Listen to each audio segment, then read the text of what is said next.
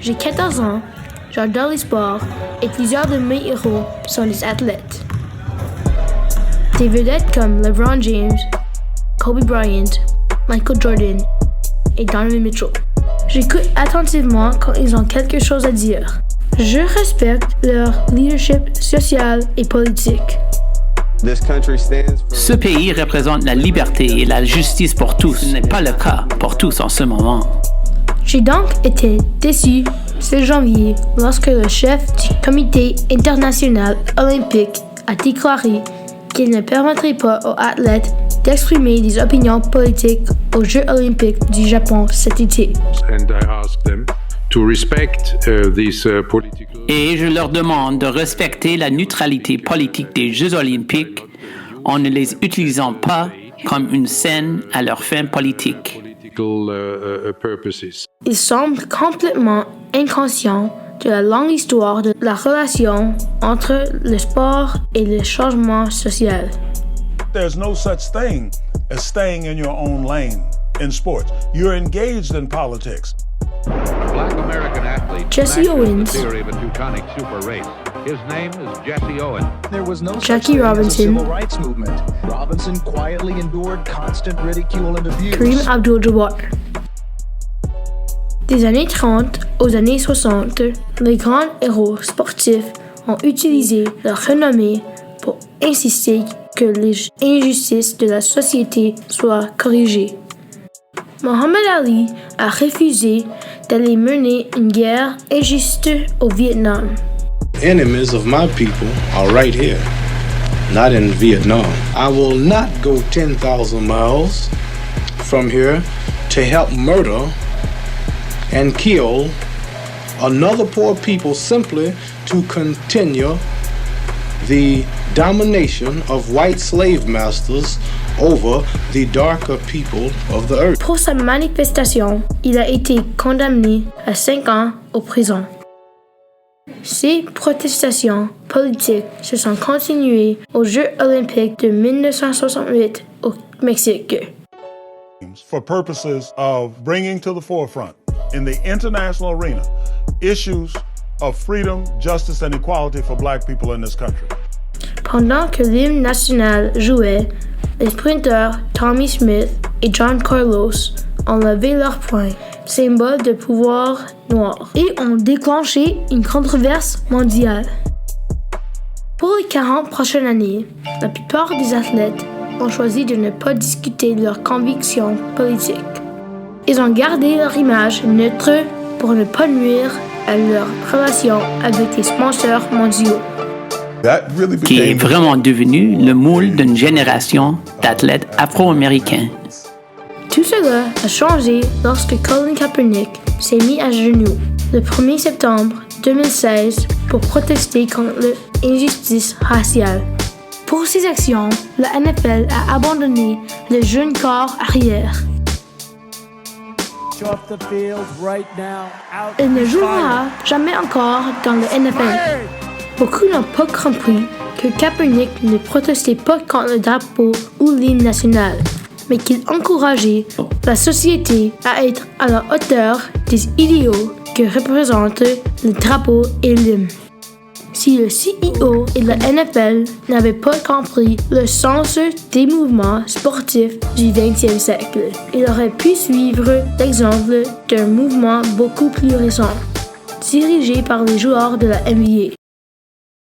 À l'été 2016, 2 hommes noirs non armés ont été brutalement assassinés par la police aux États-Unis.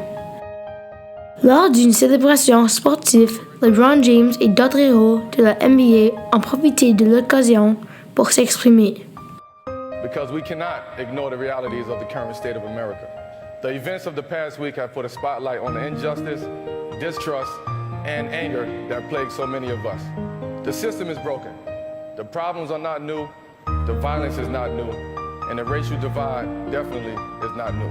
Generations ago, legends like Jesse Owens, Jackie Robinson, Muhammad Ali, John Carlos, and countless others, they set a model for what athletes should stand for. The racial profiling has to stop. The shoot-to-kill mentality has to stop. Not seeing the value of black and brown bodies has to stop. I know tonight we'll honor Muhammad Ali, the GOAT. But to do his legacy any justice, let's use this moment as a call to action for all professional athletes to educate ourselves, explore these issues, speak up, use our influence, and renounce all violence. La NBA a-t-elle puni ces athlètes courageux pour avoir exprimé leur conscience sociale? Non. Ils les ont soutenus et le mouvement s'est accéléré.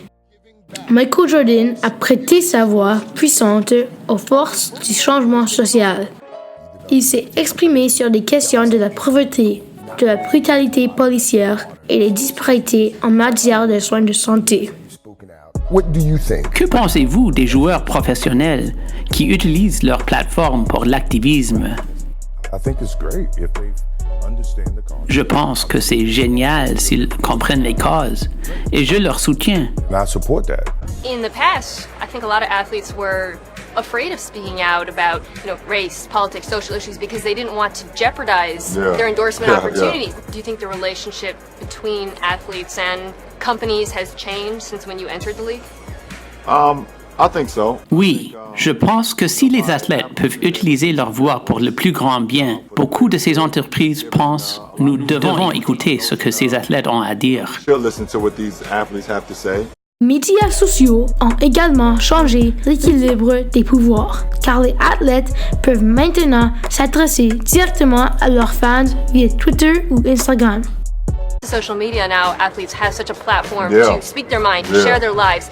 Do you feel that companies are ready to join them in supporting that? I believe so. Les entreprises continueront à être attirées par des athlètes qui parlent de choses puissantes et émotionnelles. Avec la NBA et leurs sponsors, les soutenants, les stars de la NBA continuent d'exprimer leur vérité au pouvoir. En 2018, les Warriors de Golden State ont remporté le championnat NBA. The Warriors said, if we had an invite, we're not going to the White House. LeBron, you called the president a bum. Yeah, straight up. What did you think when you first saw what LeBron said? What was your reaction to his conversation? I was so proud to have created a space for LeBron and KD to have an honest dialogue about race and culture and politics in America. How wonderful is that? How miraculous. Tout le monde n'était pas d'accord. Laura Ingraham de Fox News a offert son opinion toxique. This is what happens when you attempt to leave high school a year early to join the NBA. And it's always unwise to seek political advice from someone who gets paid $100 million a year to bounce a ball. So keep the political commentary to yourself, or as someone once said, shut up and dribble. To be an African-American kid and grow up in the inner city with a single-parent mother, and to make it where I've made it today, I think I've defeated the odds. I get to sit up here and talk about social injustice, equality, and why a woman on a certain network decided to tell me to shut up and dribble. There's always been pressure, particularly from African American communities, saying that people who had a platform should speak out on behalf of those communities. At the end of the day, it's inevitable that these waves will come along. Why? Because it is embedded in the very cultural and historical fiber of American society. Colin Kaepernick est mon héros. LeBron James est mon héros. Je veux entendre ce qu'ils ont à dire. Je n'accepte pas que le NFL ou le CEO essaie de censurer des voix des athlètes qui encouragent le changement positif dans la société. I wanted athletes to feel like they had the power, they had the platform to speak about whatever they wanted to speak about, because we have so many kids and so many people look up to us. To have that platform means everything to me. We are more than just athletes. We are more than just shut up and dribble. You know, if that was the case, then Muhammad Ali would have just shut up and boxed. If that was the case, Bill Russell would have just shut up and dribbled the ball. If that was the case, Jackie Robinson would have just shut up and slid into home base. No, we're such more than that. We will not shut up and dribble. That's the last thing we will do.